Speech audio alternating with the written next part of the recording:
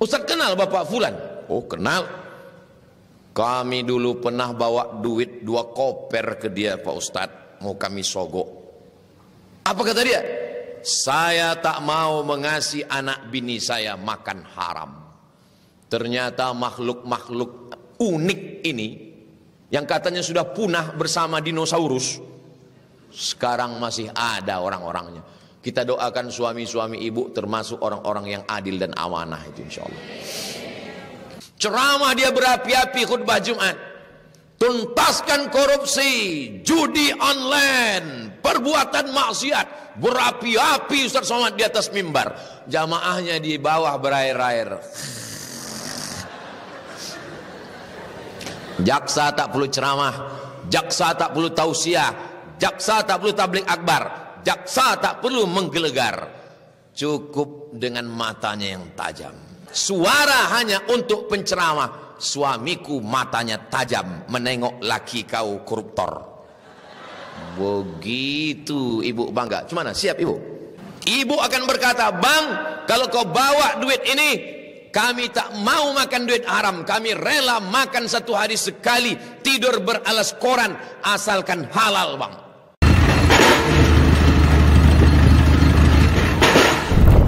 Assalamualaikum warahmatullahi wabarakatuh. Bapak, ibu, abang, kakak, adik, jamaah dimanapun berada. Pesantren Nurul Azhar 2 sekarang sedang pembuatan pagar. Mudah-mudahan berjalan lancar. Tanah wakaf sama seperti Nurul Azhar 1. Mari kita selesaikan supaya anak-anak penghafal Quran bisa mulai belajar di 2024. Dan mengalirlah hendaknya pahalanya untuk almarhumah ibu, almarhum ayah kita. Kita doakan, kita hadiahkan. Ini 2-3 sak semen, batu bata, kerikil, dibangunkan ke pagar, dibangunkan ke kelas, ke asrama, mengalir pahalanya. Hadiahkan untuk mereka. Anaknya dapat, orang tua pun dapat. Melalui BSI Bank Syariah Indonesia, nomornya 147 6666 666. Mudah ingatnya, 147 666666.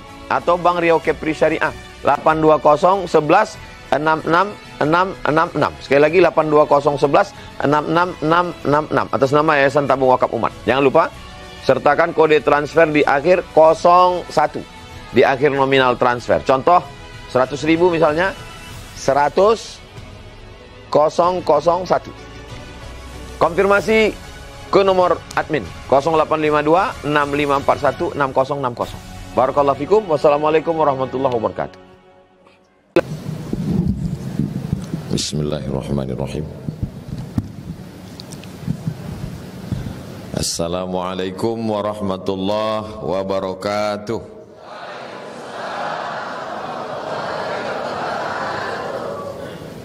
Anak raja menangkap balam, balam ditangkap di Tanjung Uru. Dari bunyi sambutan salam, nampaknya jamaah terlalu haru. Apa kabar Bapak Ibu semua? Sehat? Alhamdulillah. Allahumma salli ala Sayyidina Muhammad wa ala ali Sayyidina Muhammad.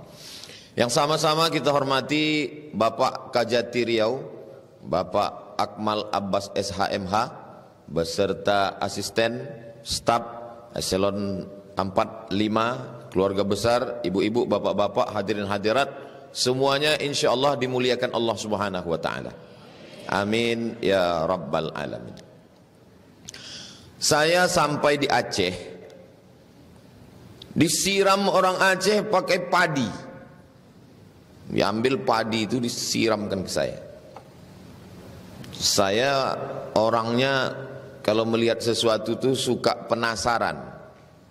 Apa makna disiram pakai padi ini? Tapi saya segan bertanya. Masa profesor bertanya? Cari-cari sendirilah. Rupanya padi ini lambang kemakmuran. Karena kita makan nasi, belum makan padi. Emang kalau belum sarapan kurang konsennya. Kita makan nasi.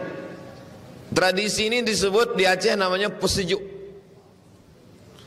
Apakah ada di bumi Melayu macam ini? Ada. Kebetulan di sebelah kiri kita jalan di Ponegoro itu lembaga adat Melayu. Orang Melayu pun kalau datang tamu disiramnya juga. cuman tidak pakai padi, pakai beras. Namanya tepung tawar. Kalau di Sumatera Utara pakai itu juga, pakai beras juga. Namanya upa-upa tondi. Jadi Nusantara ini selalu mengandalkan beras. Beras padi adalah simbol kemakmuran. Ustadz masa 4 tahun di Mesir, 2 tahun di Maroko masih makan nasi, masih makan nasi. Walaupun di sana gandum tak bisa kalau tidak padi, tak beras tak bisa. Perut kenyang, otak tak bisa bekerja. Pernah saya coba makan gandum itu pagi. Gandum itu kalau yang kering itu, tanya Ustadz Al-Nobdinar, Ketua Yayasan Tabung Wakaf Umat. Dimakan gandum yang kering itu, ish namanya, dimakan jam 8 pagi, jam 4 sore baru lapar. Perut kenyang, otak tak bisa bekerja. Karena kita sudah terbiasa makan nasi. Jadi ibu jangan terlalu diet. Nanti otak tak bekerja. Makan aja. Nah, ini. Jadi padi, beras itu adalah simbol lambang kemakmuran. Kenapa Ustaz tiba-tiba ingat padi pagi ini? Karena lambang di depan ini padi. Ini padi. Lalu di samping padi ini ada kapas. Padi di sebelah kanan, kapas sebelah kiri. Kenapa kapas? Kapas itu, pokok kapas kalau musim panas, daunnya gugur. Kenapa dia menggugurkan daunnya? Untuk mengurangi menyerap cairan. Supaya air tak banyak habis disedot naik ke atas, gugurkan daun. Maka berguguranlah daun kapas. Orang-orang tua dulu suka menanam pokok kapas depan rumah. Kenapa? Karena bernaung. Daunnya rimbun, pokoknya besar, di bawah boleh bernaung. Tapi kalau sudah musim panas, gugur. Tapi buah kapas tak putus. Itulah mengapa kita sedap tidur malam. Karena berkapas, bebantal. Jadi padi dan kapas adalah simbol kemakmuran. Tapi kemakmuran ini tidak akan pernah didapat. Bagaimana supaya negeri kita ini makmur? Simbol padi dan kapas ini betul-betul makmur. Dia mesti ada keadilan. Keadilan itu macam timbangan neraca. Dia harus seimbang dan adil. Dan timbangan itu pun ada di depan.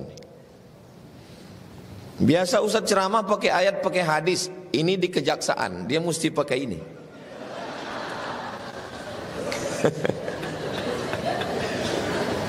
I'dilu kata Allah. Bersikap adillah kamu. Huwa aqrabu littaqwa. Nanti kalau saya khutbah Jumat, salah satu dari 5 rukun khutbah, pertama memuji Allah alhamdulillah, yang kedua bersolawat, yang ketiga ayat, yang keempat wasiat takwa, yang kelima doa. Apa yang paling mendekati kepada takwa? Adil. Tapi adil tak nampak. Macam mana nampaknya adil? Ketika neraca timbangan seimbang, barulah dia adil. Dari ujung tepi Sungai Siak, air pelabuhan Sungai Duku, sampai ke airport udara, sepanjang kantor, itu kantor yang paling adil itu kantor kejaksaan. Kenapa begitu? Karena ini yang cuman pakai neraca. Kenapa Ustadz bilang kejaksaan ini paling adil? Karena kebetulan saya ceramah di sini. Kalau di Polda nanti saya ceramah, saya bilang Polda itu paling adil. Kenapa lambang kejaksaan itu tidak timbangan duduk, macam timbangan ikan di pasar? Tak nampak keadilan. Dia keadilan itu baru nampak kalau pakai timbang neraca. Dan mata yang paling tajam menengok timbangan adalah mata ibu-ibu. Membaca Yasin tak nampak titiknya, membaca Quran tak nampak barisnya. Tapi kalau menengok timbangan di pasar, tajam matanya. Itu mengapa lambangnya itu perempuan yang memegang timbangan. Kenapa matanya ditutup? Matanya ditutup supaya dia menegakkan keadilan. Tak bisa dibedakannya mana diplomat, mana penjual tomat, mana Ustadz Somad. Simbol keadilan. Ustadz Somad tidak bisa menegakkan keadilan. Kenapa? Karena dia cuma punya suara. Dia cuma bisa khutbah, ceramah, tausiah, tablik akbar. Yang bisa menegakkan keadilan itu siapa? Kejaksaan. Kenapa? Karena dia punya pedang. Itu kenapa neraca, timbangan, tegaknya keadilan itu mesti dengan pedang. Mana pedangnya Pak Ustadz? Ini ada pedang. Maka setiap bapak-bapak jaksa ini di rumah saya yakin ada pedang. Bininya cuma punya pisau aja. Dia punya pedang. Keadilan tidak bisa ditegakkan dengan kata-kata. 1000 fatwa kalah dengan satu keputusan. Kenapa? Karena keputusan dengan pedang. Itu kenapa tangannya sebelah memegang neraca, timbangan keadilan, sebelah dengan pedang. Jangan pernah berkata keadilan bisa tegak dengan pantun, petatah, petitih, basa-basi. Maka pantun dari alim ulama cerdik pandai mengeluarkan fatwa itu menguatkan hati orang yang memegang pedang. Mumpung pedang masih di tangan, tegakkanlah keadilan. Jangan nanti setelah pedang sudah tak di tangan, barulah datang ke ceramah Ustadz Somad, baru bertanya, Ustadz, apa yang bisa kita lakukan? Pedang di mana Pak? Udah tak ada lagi Pak Ustadz. Itulah kenapa berapi-api saya tausiah di kejaksaan ini, karena saya tengok yang di depan ini masih berpedang lagi. Kalau sudah tak ada pedang, datang mendengar khutbah, ceramah, tablik akbar, Pak Ustadz Somad, kami siap menegakkan keadilan. Bisa kami lakukan. Pedang Bapak masih ada, sudah ditarik negara. Istighfar aja lah Pak. Menunggu malaikat maut datang.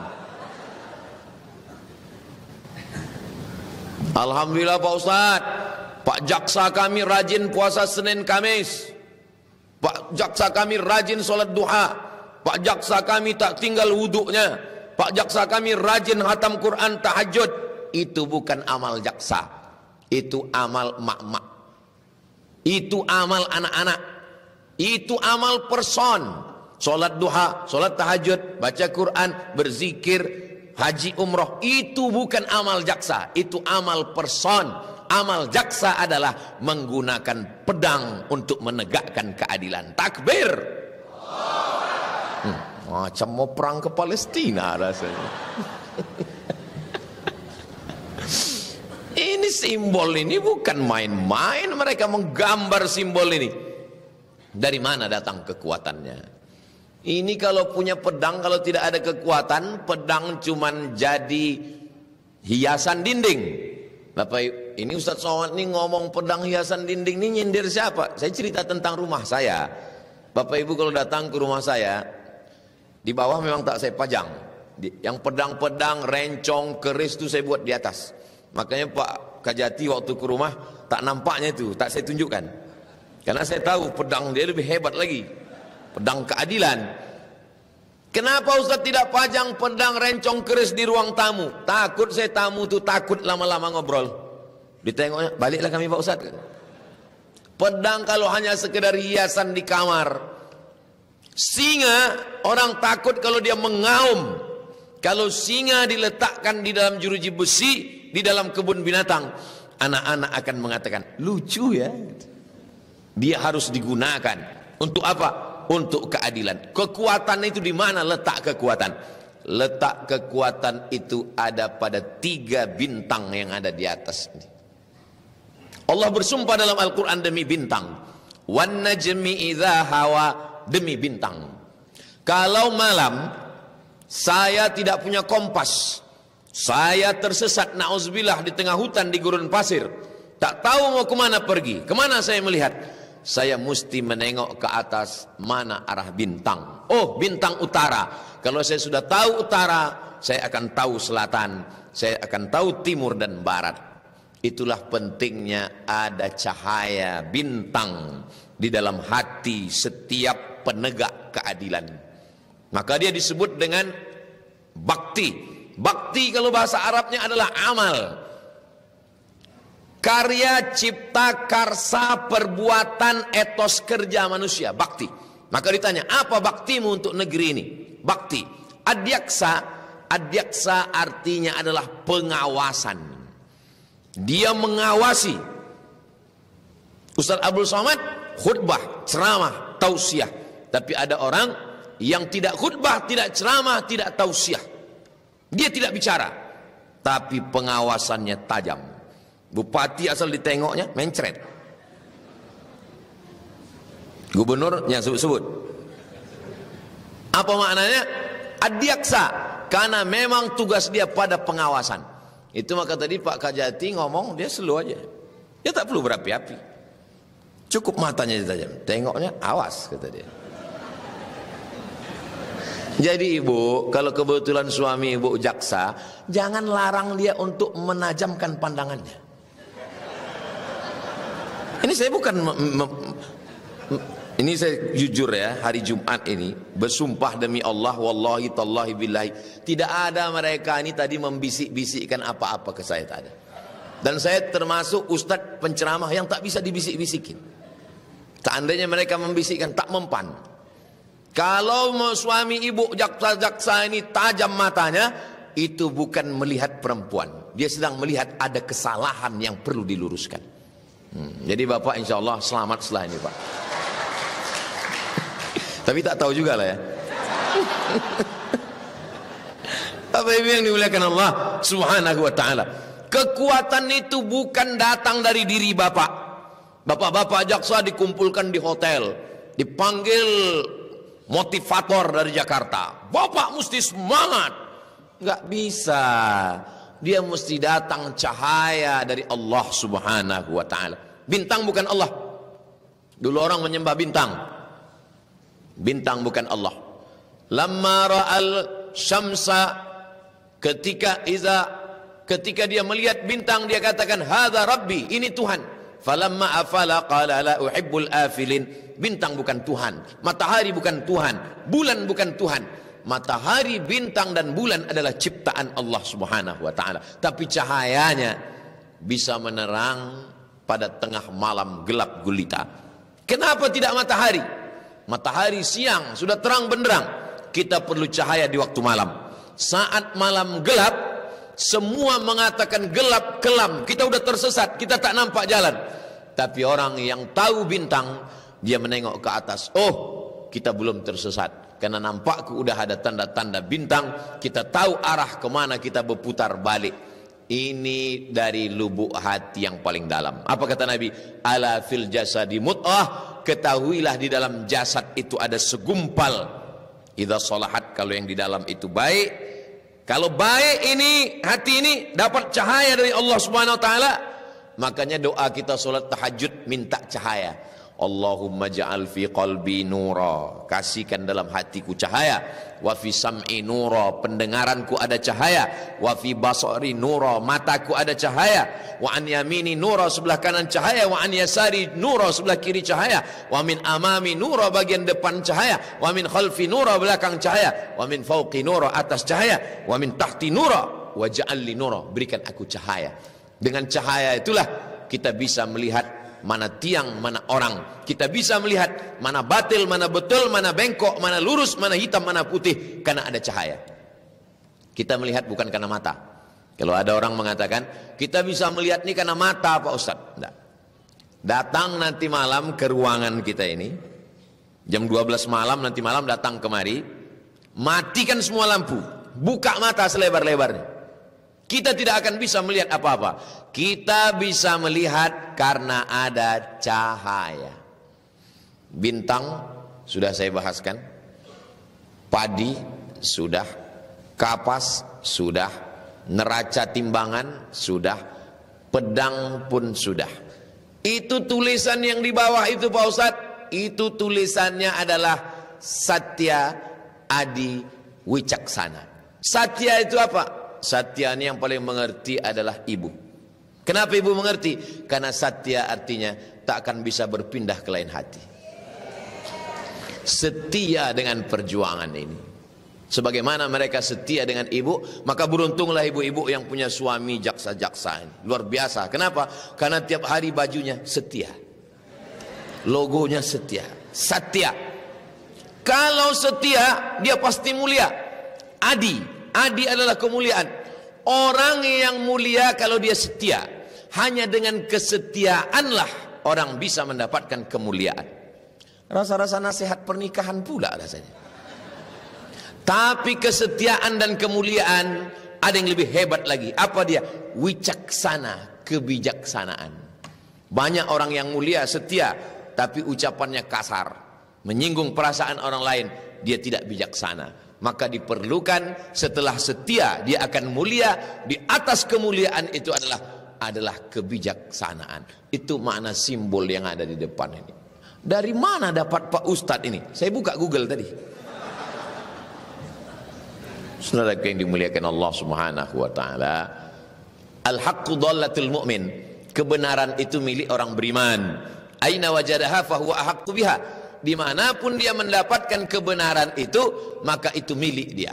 Na'udzubillah. Misalnya cincin saya ini jatuh di Jalan Sudirman. Diambil, ditemukan oleh orang kejaksaan. Banyak yang lalu lalang di Jalan Sudirman ini tak nampak cincin saya, tapi orang kejaksaan nampak. Kenapa? Matanya tajam. Cincin ini kata dia.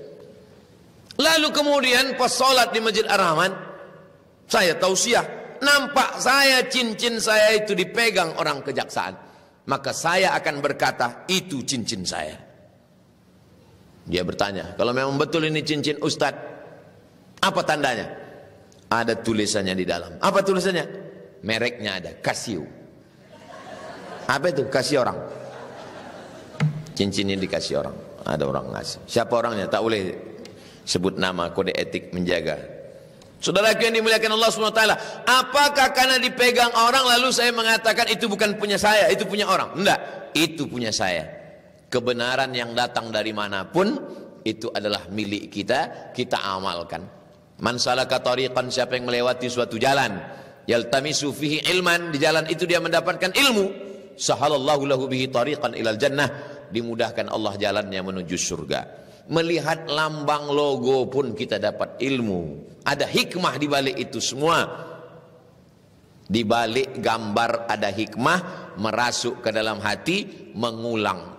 Untuk apalah Ustaz jelaskan logo kejaksaan di Kejati? Ustaz kan di kantor Kejaksaan Tinggi. Untuk apa Ustaz jelaskan? Saya menjelaskan ini bukan untuk orang Kejati. Memang tausiah saya sekarang di Kejati. Tapi ceramah saya ini ditonton orang semua dari mana-mana. Tengok 3 kamera. Tak tahu entah menyala entah tidak. Mikrofon 1, 2, 3. Ini akan di-share di channel Tabung Wakaf Umat Official. Jangan lupa subscribe, like, share, and comment. Biar tahu orang itu disangkanya apa kejaksaan. Apalah kejaksaan nih Pak Ustadz? Menakut-nakuti laki saya aja gitu. Karena laki kau jahat, karena laki kau tak betul. Nanti ketika semua mati, semua mati. Orang kaya mati, orang miskin mati, rakyat jelata mati, jaksa janganlah kuat-kuat, jaga juga perasaan. Baru sih kita bicara tentang bijaksana. Apalah salahnya ibu pura-pura enggak dengar tadi? Ustadz,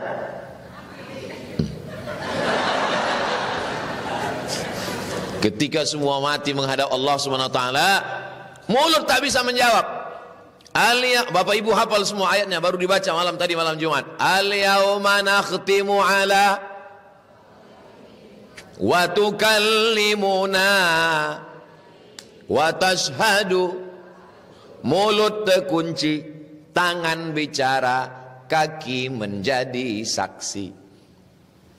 Yang selama ini menuntut di pengadilan, siapa itu? Inilah dia orang-orang kejaksaan ini. Dia pun akan dituntut di hadapan Allah Subhanahu wa taala. La tus'alunna yauma idzin 'anin na'im. Semua akan disoal, semua akan ditanya, semua akan diminta pertanggungjawaban di hadapan Allah Subhanahu wa taala. Hei hakim, kenapa kau putuskan begini hakim? Kenapa kau tidak menaikkan perkara ini hakim? Kenapa kau tidak menuntut ini hakim? Tentu hakim membela diri. Kata hakim, aku tak menuntut. Kenapa? Karena jaksa tak menuntut. Kenapa kau tidak menangkap polisi? Aku sudah tangkap. Kenapa kau lepaskan? Karena kata jaksa tak bersalah. Semua kita akan diminta tanggung jawab di hadapan Allah Subhanahu wa taala.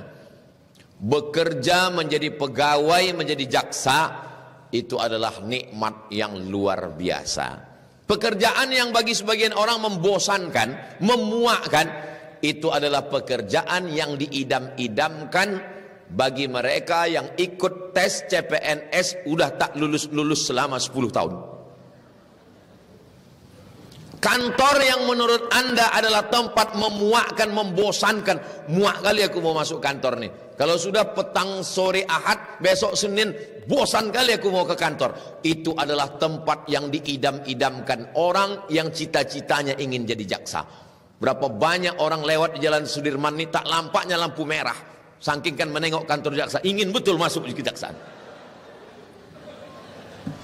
Yang Ustadz bicarakan ini siapa? Yang saya bicarakan ini bukan orang lain, saya sendiri. Saya pulang ke Pekanbaru ini tahun 2008, bulan Agustus. Sekarang tahun 2024, berarti udah 16 tahun saya balik ke Pekanbaru. Baru inilah saya ceramah di kantor kejaksaan. Jangan tepuk tangan, masih banyak lagi nih, tepuk tangan.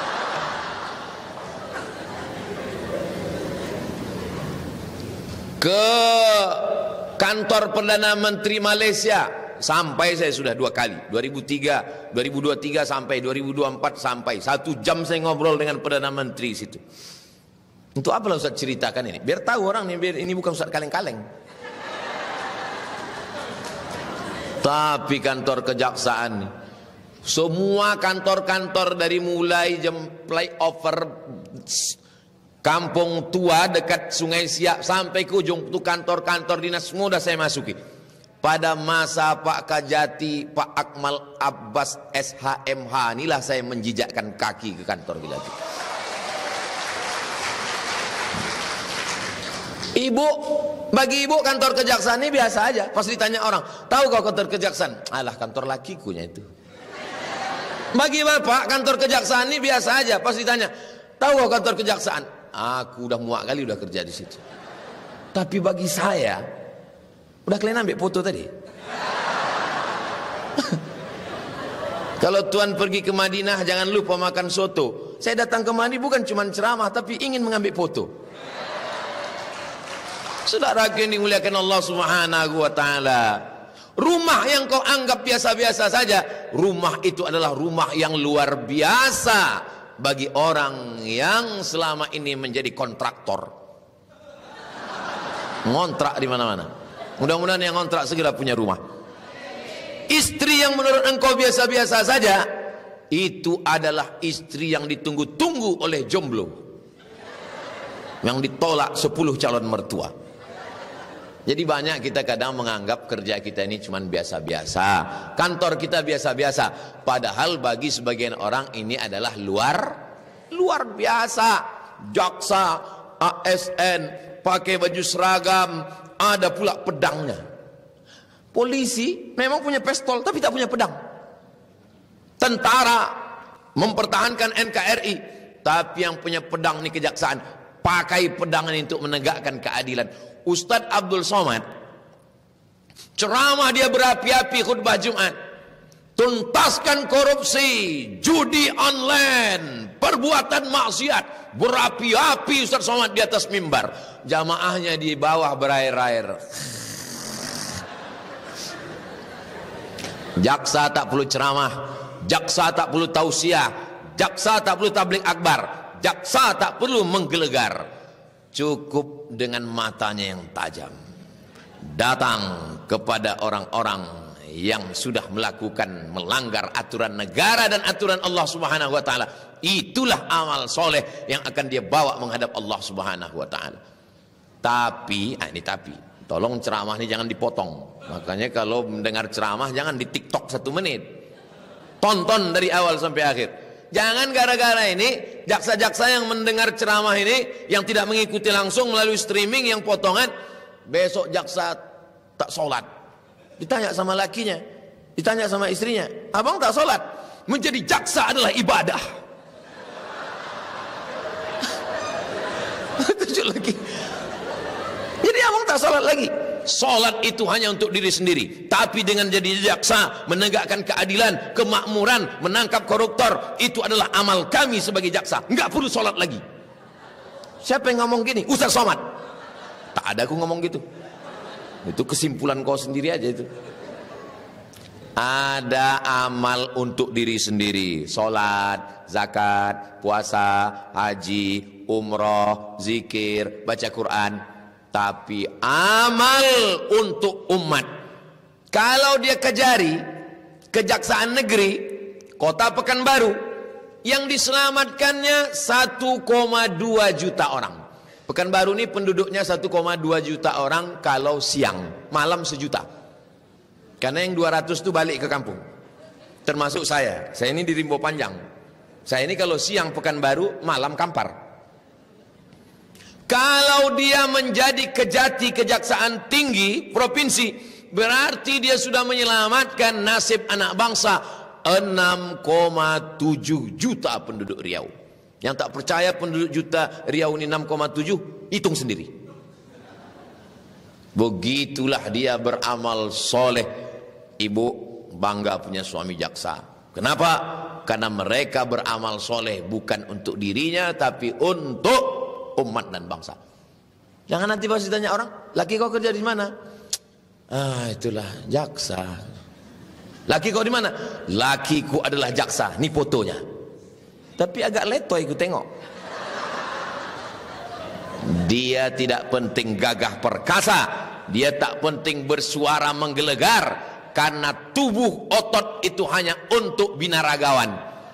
Suara hanya untuk penceramah. Suamiku matanya tajam menengok laki kau koruptor. Begitu ibu bangga. Cuma siap ibu? Dari bunyinya macam tak siap. Kalau kuan ke kayu ara, hati-hati kena asap. Kalau ku dengar dari suara, nampaknya macam tak siap. Saudaraku yang dimuliakan Allah Subhanahu wa taala. Tapi berapa banyak bapak-bapak yang sudah siap dengan pedangnya, dengan timbangan neraca keadilannya, sudah ditutupnya matanya, tapi tak mampu berbuat apa-apa. Kenapa? Cemanalah Pak Ustadz, rumahku belum ada, biniku pula setiap pergi undangan kawan di tempat pesta tuh sikit-sikit. Jam berapa kita pulang? Gatal ya. Ini Ustaz Somad ini mendiskreditkan perempuan. Kalau begitu jaksa ini tidak betul, tidak adil, tidak amanah, hanya karena perempuan. Bukan itu maksud saya. Al-mu'minun laki-laki, wal mu'minat perempuan, ba'duhum awliya'u ba'd. Mereka saling tolong menolong. Ustaz kenal Bapak Fulan? Oh kenal. Kami dulu pernah bawa duit 2 koper ke dia Pak Ustaz. Mau kami sogok. Apa kata dia? Saya tak mau mengasih anak bini saya makan haram. Ternyata makhluk-makhluk unik ini, yang katanya sudah punah bersama dinosaurus, sekarang masih ada orang-orangnya. Kita doakan suami-suami ibu termasuk orang-orang yang adil dan amanah itu insyaallah. Ibu akan berkata, bang, kalau kau bawa duit ini, kami tak mau makan duit haram. Kami rela makan 1 hari sekali, tidur beralas koran, asalkan halal bang. Tapi jangan lama-lama kali.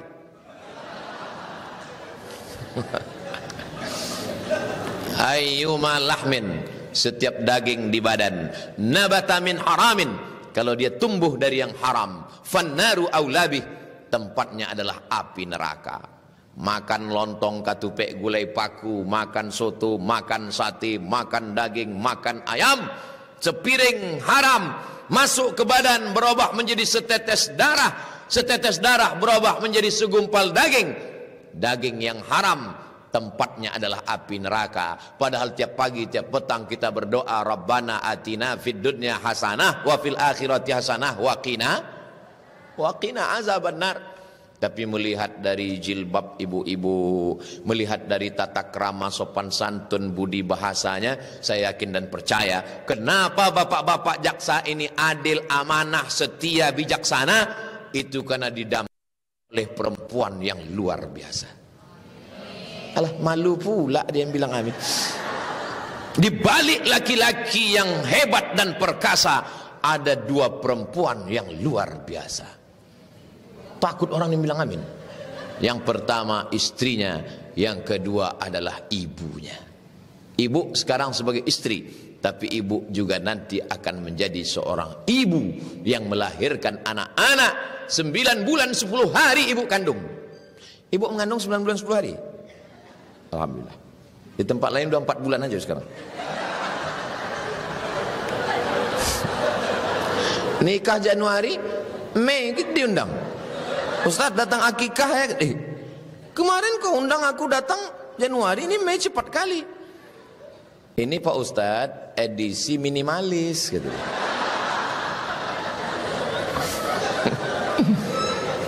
Saya ini di kantor jaksa Pak Ustadz. Saya ini kalau pergi ke kantor bupati, wali kota, gubernur, pucat mereka Pak Ustadz. Tapi kalau di rumah Pak Ustadz, pedang tuh diambil bini saya Pak Ustadz. Saya ini takut Pak Ustadz. Kenapa Bapak takut sama bini Bapak? Saya nih Pak Ustadz kalau lagi tugas ditanyanya, abang udah sembahyang? Kain yang kumasukkan tadi udah dipakai? Itu baju koko udah dipakai sholat?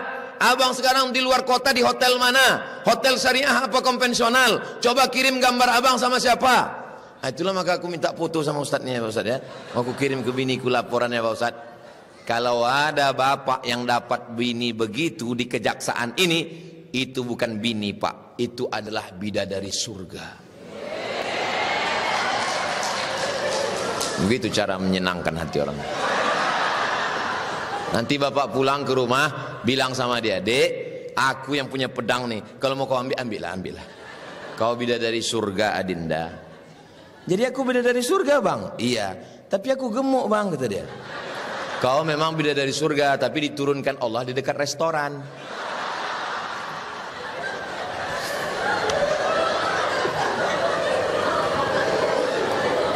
Mudah-mudahan bapak-bapak jaksa selama bertugas betul-betul orang yang setia, adil, wicaksana, orangnya setia dengan jabatannya, setia dengan agama.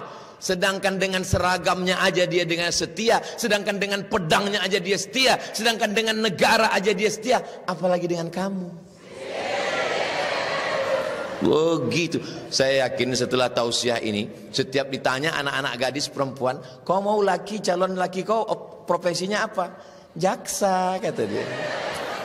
Kenapa kau ingin laki kau jaksa? Supaya dia menuntut aku untuk setia, katanya.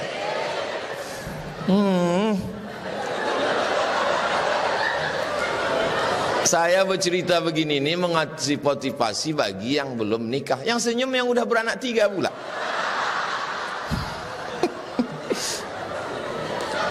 Saya dengar tadi waktu membacakan apa kalimat itu tepat betul hurufnya. Bismillahirrahmanirrahim. Alhamdulillahirabbil alamin wassalatu wassalam. Dalam hati saya, ini pemain asli atau naturalisasi ini? Rupanya Pak Kajati tahu apa yang terlintas di hati saya. Sebelum saya tanya, itu Pak Ustadz pegawai Kajati dan dia adalah seorang qori, kata dia. Oh, begitulah tajamnya mata batin Kajati itu. Bapak Ibu yang dimuliakan Allah Subhanahu wa taala, maka kalau sudah ibunya baik, istrinya baik, tapi ini kan bukan istri semua Pak Ustadz, ini ada juga pegawai. Pegawai aslinya kalian di rumah. Aslinya kalian di rumah saudariku.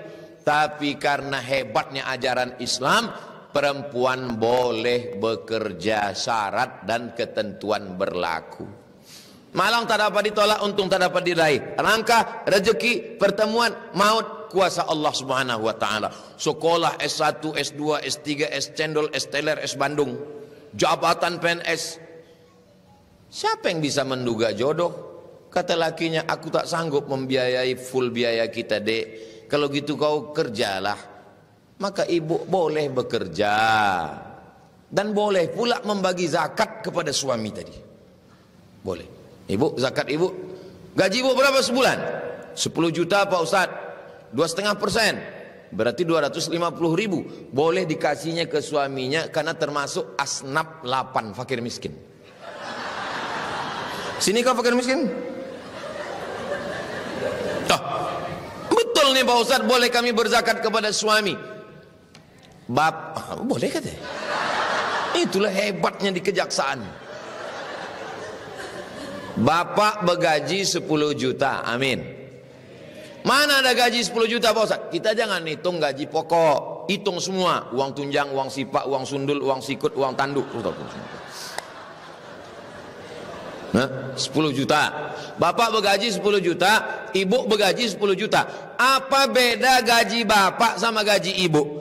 Gaji bapak ada nafkah anak, ada nafkah bini, ada nafkah orang tua, ada makan, ada minum, ada pakaian, ada tempat tinggal, ada pendidikan, biaya sekolah, rekening air, listrik. Itu kenapa wajah laki-laki itu lebih berkerut daripada perempuan. Kalau duit ibu bulat punya ibu, tak ada hak siapapun. Kan makin cerah orang nih. Apa beda gaji kami laki-laki dengan gaji kami perempuan Pak Ustadz? Gaji ibu utuh bulat, tak ada kewajiban apapun. Gaji mereka habis untuk membayar nafkah. Tapi Pak Ustadz, suamiku selalu memakai gajiku ini. Akad antara ibu dengan suami itu bisa zakat, bisa sodakoh. Ibu berkata, boleh ku pakai duit kau mah? Jangankan duitku kau pakai, nyawa ku berikan. Jangan tepuk tangan. Jangan tepuk tangan lu, orang ini belum tentu setuju. Gajiku mau kau pakai bang, nyawa aku kasih, ambil semua. Satu-satunya kesalahanku dalam hidup ini cuma satu bang, mencintaimu.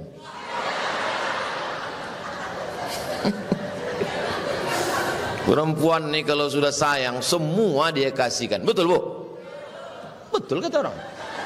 Nah, pulang dari sini kalian siap-siap aja lah. Saudari-saudariku yang kalian bekerja, boleh bekerja, syarat dan ketentuan berlaku. Izin suami. Suami itu izin tulus dari lubuk hati paling dalam. Jangan mentang-mentang kalian jaksa, kalian paksa. Kau izin, kalau tidak aku tuntut kau.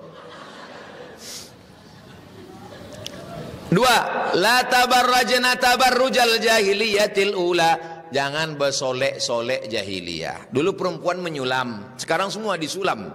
Kening kena sulam, bibir kena sulam, dagu kena sulam.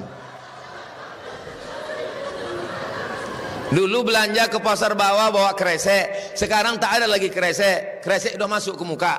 Dagu kresek, bibir kresek, namanya oplas. Oplasi kresek. Coba perhatikan, waktu saya menyebut sulam dan kresek tadi, mata saya menghadap ke sana atau ke sini? Ke sini, supaya kalian tak tersinggung. Makanya jangan, kunci mendengar ceramah Ustaz Somad itu satu, jangan tersinggung. Karena ada beberapa jamaah tersinggung, pulang meninggal. Mana tahu yang sudah pernah mencoba berbuat, luruskan niat supaya lakiku setia Pak Ustadz, supaya dia setia adi wicaksana, walaupun alasan ajanya itu. Tapi insya Allah yang lalu-lalu mudah-mudahan diampunkan Allah semuanya, insya Allah. Silap salah dosa diampunkan Allah, amin. Jangan berdua-duaan dengan yang tak mahram. Berangkat dari rumah jam 7, masuk kantor jam 8, makan siang sama kawan sekantor, petang makan siang. Pepatah makan siang tahu sendirilah, no free lunch. Tidak ada makan siang yang gratis. Berawal dari satu ruangan, apa kata orang barat, witing trisno jalaran suko kulino. Cinta tumbuh karena sering bersama. 8, 9, 10, 11, 12, 1, 2, 3, 4 9 jam dengan laki orang, 2 jam dengan laki sendiri. Lama-lama ragu, yang mana laki aku, yang mana laki orang.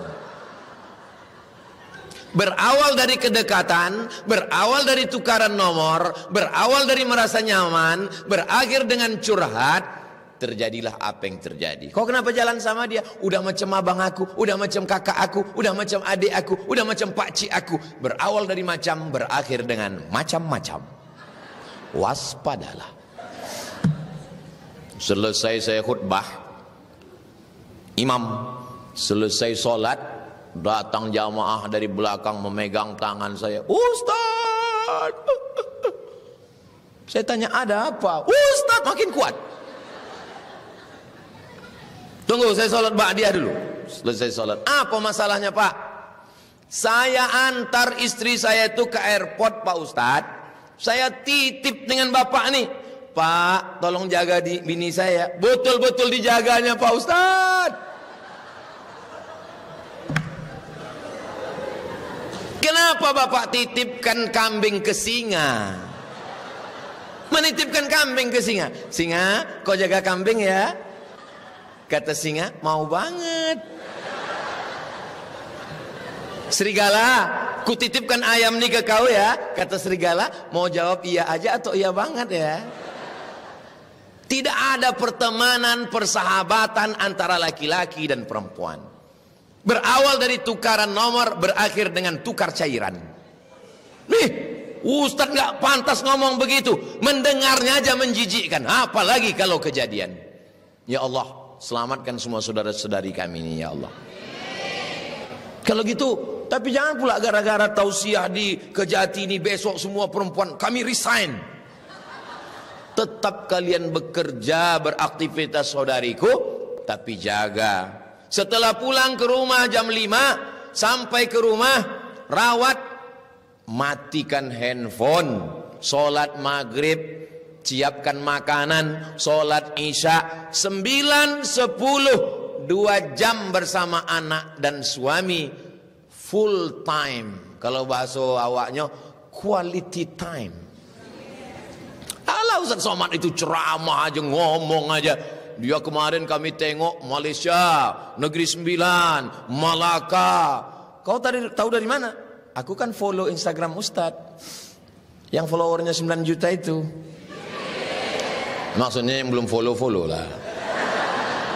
Kan ku tengok foto Ustaz. Matikanlah handphone. Udahlah dari pagi, dari siang. Pagi tadi tak sempat membuatkan teh manis, siang tak sempat makan sama dia, malam itu duduklah. Nasinya sama, teh manisnya sama, lauknya sama, tapi rasanya beda kalau kamu yang membuatkan mah. Ini masalah rasa. Toplesnya sama, gulanya sama, kompornya sama, airnya sama, gelasnya sama, tapi rasanya beda. Jangan sampai waktu asisten rumah tangga pembantu pulang waktu mau Idul Fitri, biasanya kalau mau pulang pembantu asisten rumah tangga yang nangis tuh anak. Jangan sampai kejadian pas asisten pulang laki pun ikut menangis.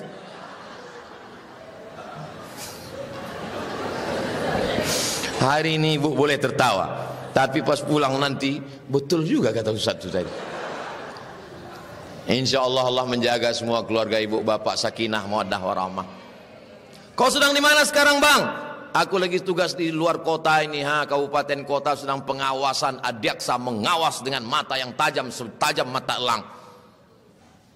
Tinggal di hotel mana? Aku sekarang sedang tinggal di hotel syariah, semua pegawainya laki-laki. Kalau mau masuk kemari menunjukkan surat nikah, aman, damai. Alhamdulillah. Rupanya dia cuma jenguk kawannya, habis itu keluar juga dia.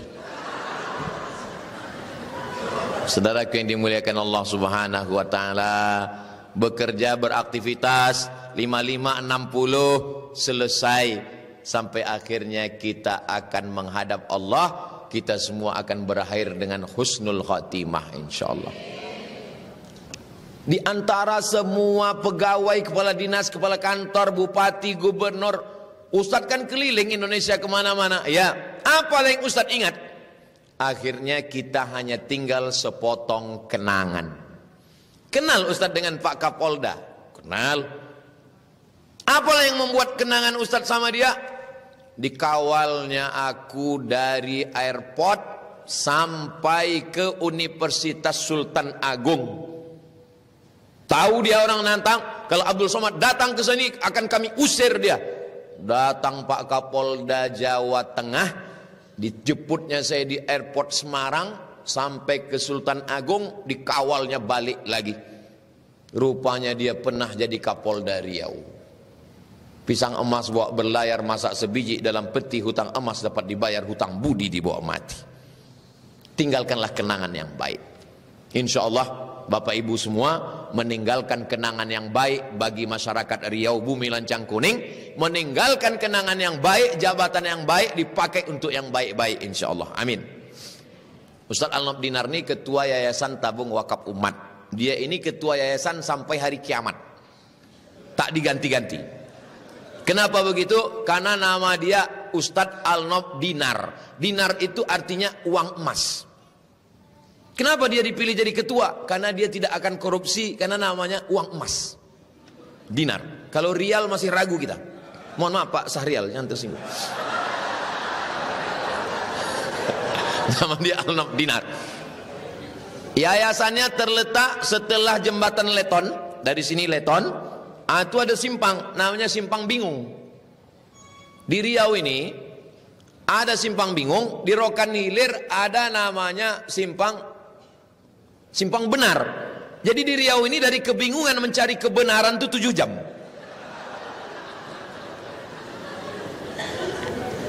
Nah, bagi yang selama ini bingung sampai di Simpang Bingung, tak usah bingung lagi. Sampai Simpang Bingung belok kiri. Disitulah dia Yayasan Tabung Wakaf Umat. Sekarang sudah masuk tahun keempat. Santrinya 1 tahun 25 orang, gratis. Ustadz Tatang Yudiansah ketua yayasan, pembina Ustadz Al-Nob Dinar. Ustadz Somad nih bagian iklan. Saya dikasih orang tuh bagian itu. Karena ditengoknya kalau ngurus duit agak-agak kurang amanah ini. Bisa ditangkap kejaksaan nanti. Maka dia ini jadi iklan aja. Saya bagian iklan aja. Bapak Ibu dimanapun Semara, ini di belakang kita ada asrama yang belum selesai. Kita tidak ingin anak-anak ini belajar kena hujan. Kirimkan segera. Ingat, Anda akan mati. Dikirimkan mereka lah. Tanahnya tanah wakaf 1 hektar, wakaf dari Pak Edward Sanger. Ini gajiku pertama kali PNS Pak Ustadz, inilah gaji bulan pertama. Aku ingin wakaf lillahi ta'ala. Diwakafkannya, kami bangun pagar. Pagarnya cantik. Semua orang asal sampai, belum lagi masuk ke dalam, baru menengok pagarnya udah macam menengok kucing Anggora. Jadi nanti Bapak Ibu ada kesempatan, panjang umur, sehat badan, tolong jenguk pesantren Nurul Azhar, Yayasan Tabung Wakaf Umat, 500 meter, 200 meter sebelum TPU Covid, makam Ustadz Tengku Zulkarnain. Jadi slogannya, sebelum ke TPU singgahlah ke YTWU. Kalau sudah ke TPU jangan datang lagi ke YTWU. Tak usah datang lagi.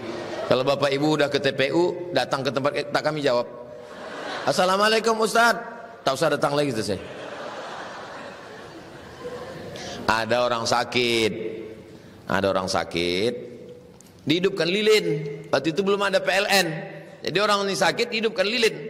Begitu yang sakit ini meninggal, mati, hembusan terakhir, mati. Langsung ulama yang ada di samping itu menghembus lilin itu. Gelaplah ruangan itu. Marah orang, kenapa kau hembus lilin? Tadi waktu dia hidup, lilin ini punya dia. Tapi setelah dia mati, lilin ini punya ahli warisnya. Dan ahli warisnya belum tentu izin lilin ini kita pakai. Haram kita pakai lilin ini. Begitulah mobil, rumah yang ibu bapak miliki sekarang. Berakhir napas terakhir, bukan punya ibu lagi, bukan punya bapak lagi. Punya siapa? Punya Yayasan Tabung Wakaf Umat. Mau nangislah ibu-ibu di tepi liang lahat. Saya seringkali saya mengantar jenazah untuk ngambil pelajaran. Hai Abdul Somad, kau jangan cuma ceramah aja. Tengok liang lahat tuh Abdul Somad. Saya tengok, mau nangislah istrinya. Abah, jangan tinggalkan kami bang, aku mau masuk ke dalam. Ada ustaz-ustaz di samping itu melarang. Jangan bu, jangan bu. Saya tak ada, saya larang, saya diam aja. Saya mau nengok, betul tak dia mau masuk ini. Mana ada mau masuk. Ini kan kita lagi sedang di dalam nih. Orang di luar itu kan tak tahu. Ini saya dari lubuk hati yang paling dalam lah. Kalau suami meninggal, ibu mau ikut? Jelas Pak. Tidak katanya. Tolong Pak Kajari, Pak Kajati, jangan undang lagi Ustaz Somad ini merusak hubungan kami ini. Saya tak ada maksud buruk, saya tidak provokator. Saya cuma mau menyadarkan bahwa kalau kita mati, semuanya tinggal. Rumah besar tinggal, mobil besar tinggal, bini besar tinggal. Yang kekal abadi tinggal amal soleh. Ayalah salah. Sempat-sempatkan ngambil sembahyang solat di masjid. Di kantor Kejati ini ada masjid. Saya pura-pura nanya aja sebetulnya. Dari menjawab spontan tadi, itu saya yakin orang Kejati ini ke masjid. Tapi pas saya tanya tadi, di kantor Kejati ada masjid? Tanya, ada masjid. Sempat-sempatkan ke masjid. Bayar zakat sempat-sempatkan. Kau kenapa tak bersedekah? Aku banyak betul tanggunganku sekarang, anakku sekolah. Nantilah kalau anak udah kuliah, rupanya makin kuliah, UKT naik. Nantilah kalau anakku ini nanti udah kerja, insya Allah aku bersedekah. Pas anak udah kerja tak juga bersedekah. Kenapa? Persiapan untuk nikah anak. Mahar naik pula harga mahar. Nantilah kalau anak udah nikah, rupanya anak udah nikah tak juga bersedekah. Kenapa? Persiapan cucu mau operasi sesar. Nauzubillah. Sampai mati takkan pernah bersedekah. Sempat-sempatkan selagi mampu, sempat-sempatkan selagi ada, sampai masanya nanti kita mau. Tapi kesempatan sudah berakhir. Rasanya sudah.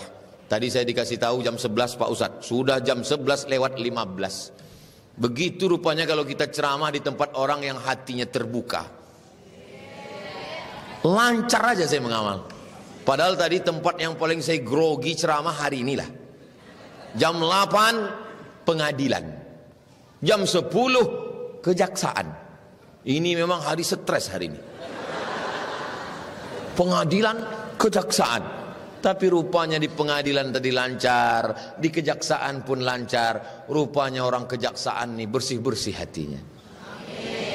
Bapak Ibu yang biasa bicara public speaking depan orang, itu tahu. Kalau kita ngomong di depan orang, yang orang tuh hatinya kusut, itu kita lebih kusut lagi. Saya pernah tausiah depan orang, lama kali terasa. Kenapa? Rupanya yang depan itu sakit-sakit semua. Hari ini semuanya sehat walafiat. Mudah-mudahan kita semuanya istiqomah, dijaga Allah Subhanahu wa taala. Sekarang sudah jam 11 lewat 15. Nanti kami akan segera ke masjid untuk melaksanakan sholat Jumat.